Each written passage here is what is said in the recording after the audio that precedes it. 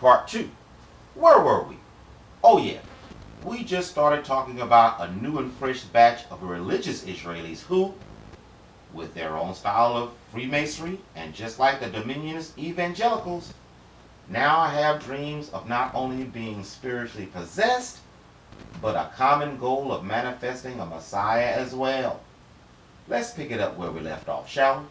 Quote, Hasidim, the adherents of Hasidism, are organized in independent sects known as courts or dynasties, each headed by its own hereditary leader, a Rebbe, not rabbi, but Rebbe, R-E-B-B-E.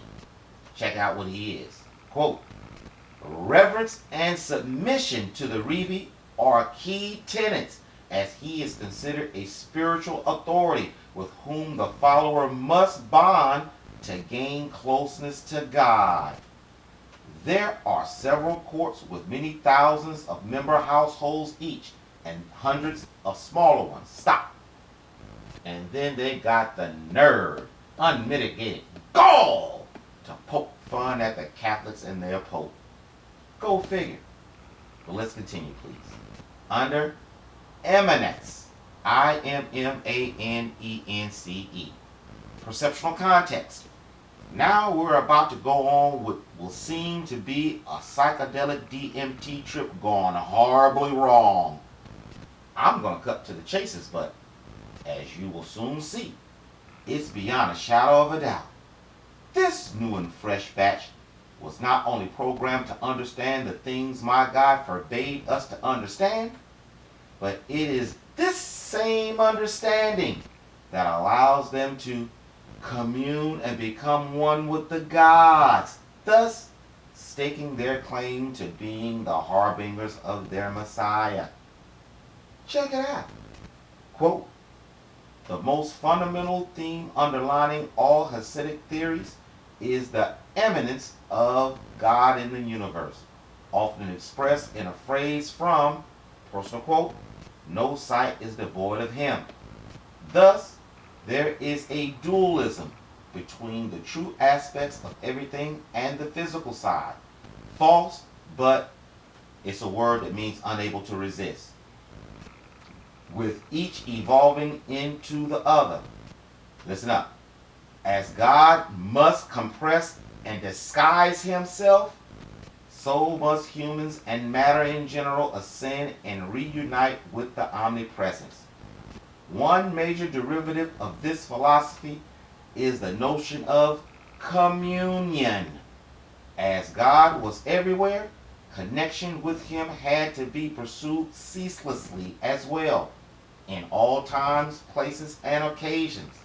Such an experience was in the reach of every person, who only had to negate his inferior impulses and grasp the truth of divine immanence, enabling him to unite with it and attain the state of perfect selfless bliss.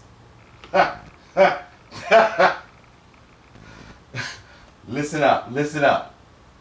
Hasidic masters, well versed in the teachings concerning communion, are supposed not only to gain it themselves, but to guide their flock to it.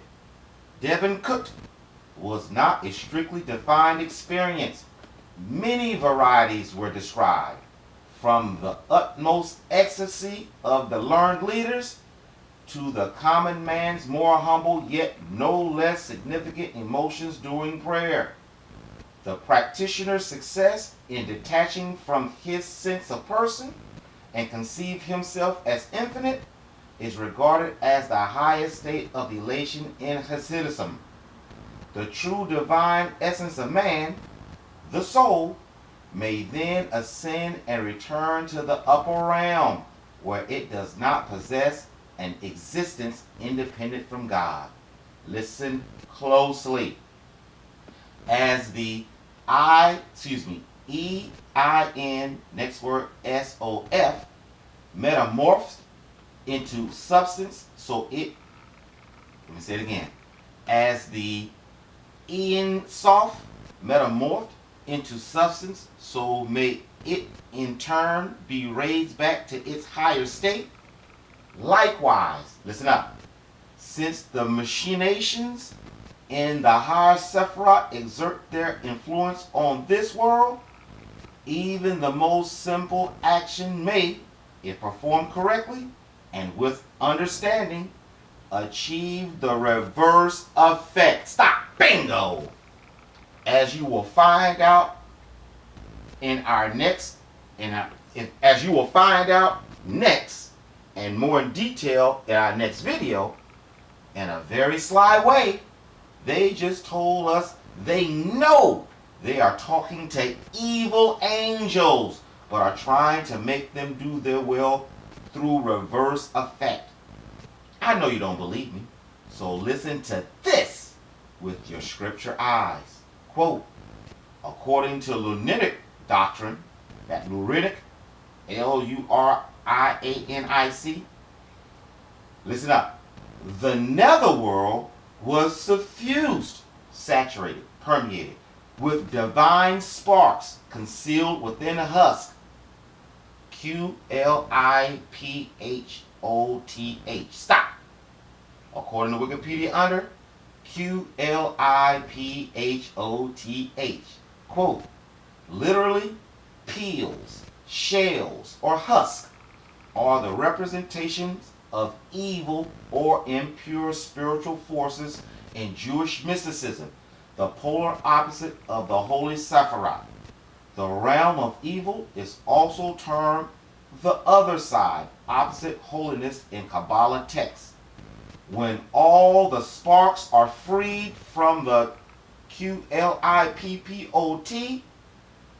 depriving them of their vitality, the Messianic era begins. Example, transformer. Bingo. So as you can plainly hear, they are in a process to bring about their messianic age. I mean, the netherworldian allsparks will not free themselves.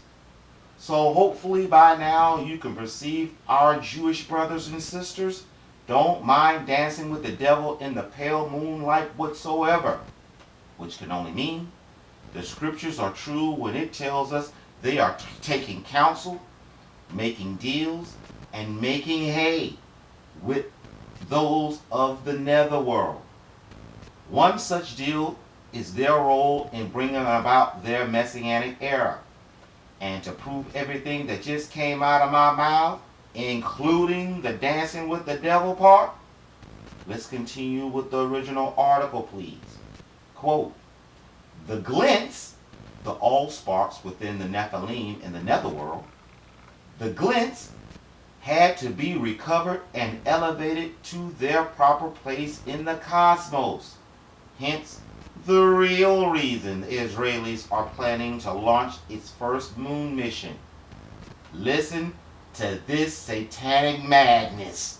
Quote, Hasidism taught that by common acts like dancing or eating, performed with intentions, the sparks could be extricated and set free. During spiritual ascension, one could siphon the power emanating the higher dimensions down to the material world, where it would manifest as benevolent influence of all kinds. Man, y'all hit. Who can be tricked by this shit, man? Nobody with a soul.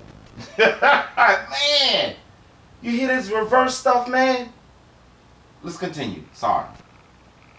These included spiritual enlightenment, zest in worship, and other higher-minded aims, but also the more prosaic health and healing, deliverance from various troubles, and simple economic prosperity.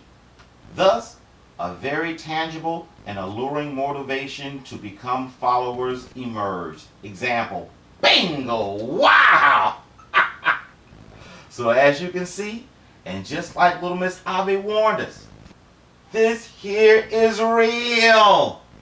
Ladies and gentlemen, endure.